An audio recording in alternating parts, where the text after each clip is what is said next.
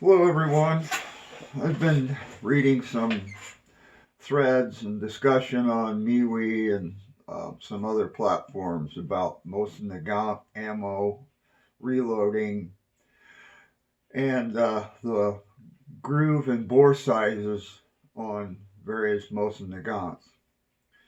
And from what I've gleaned over the internet and some of the reading I've done, these guns can be anywhere from a bore diameter of 300 at the smallest up to I don't know, probably a shiny no rifling bore.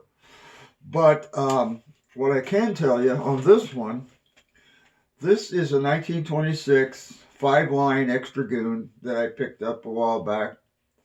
I used to have quite a collection of Mosins. That's what got me into reloading and milsurp collecting. And now I'm down to this one and a T53 carbine and got into other avenues. I kept this one because it's a good shooter and because it's a 5-line extra goon. Now, one of the things I discovered on this one is this. If I can read this, I'll make sure I got the right one. Oh, it's the other one. This is a 302 diameter pin, gauge pin, and it just starts in the bore. I'm guessing about 1/8 of an inch. Next is a 303 diameter gauge pin, and it just goes in just barely. So that's telling me that my bore, there's just a little muzzle erosion from probably these stupid steel cleaning rods. And so the next thing I did was I slugged the bore. When I slugged the bore, I realized that the groove diameter on this rifle at its largest is 314 thousandths, which I've read is about the maximum diameter, I'm assuming, from the factory as these were made. And as you know, surplus ammo is 311. You're not going to get really good accuracy with a groove diameter this big. I mean, they're fun to shoot. But as far as improving accuracy, there's some things I've discovered that have worked for me. And I'm not recommending anybody else do this. If you do it at your own risk. I've not had any issues with it. But again, I'm not a gunsmith. I'm a tool maker. So I have a lot of experience with metalworking and doing a lot of repairs on rifles. And if there's something that's out of my league, I take my guns to a gunsmith. So all those disclaimers being said, I'm going to show you what I do and what I have done with various milsurps that I own that has greatly improved the accuracy. I'm going to pause this so I can switch to what I'm going to show you next. What I have discovered is that you can take a larger bullet, a full metal jacket bullet, and you can use the Lee sizing dies and size them down to fit your bore.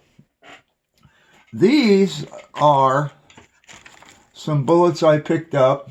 I don't know if you can read that. It's backwards on the camera. 8mm, 322 diameter, 175 grain boat tails. And that's one of them. Oops.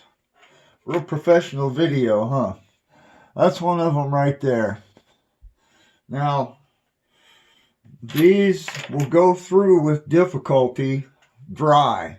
These rock chucker loaders are amazing. I have a Lee turret next to me here, but I bought this rock chucker, and it's a far more powerful, sturdy piece of equipment.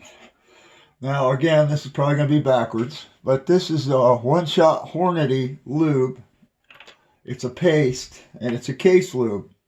However, I've discovered that you can take this 322 bullet and you can run it through here. And I've run it through a couple times. And there's like 2 of them in here from, I just started this run. So, okay, there we go. Now, I'm going to mic this. And we're at about 314.5. Now, I'm of the opinion, and from previous experience with other firearms I own, that this will work just fine in my gun rifle with a bore diameter, a groove diameter of 314. Like I said, I have a Craig rifle, and it's supposed to be 7.62, 30 caliber, but if anybody's done any work with Craig, oh, that one's stuck. Okay, well, you'll have that. I'll fix that in a minute. Most generally, I don't have that problem, but that's one of the things that can happen, is that I've had to match the bullets to the bore with, and I get better performance. You use undersized ammo, it's like throwing a hot dog down the hallway, and you're just going to get a shotgun pattern out on the range. Just thought I'd share that with you. Thank you. Have a good day.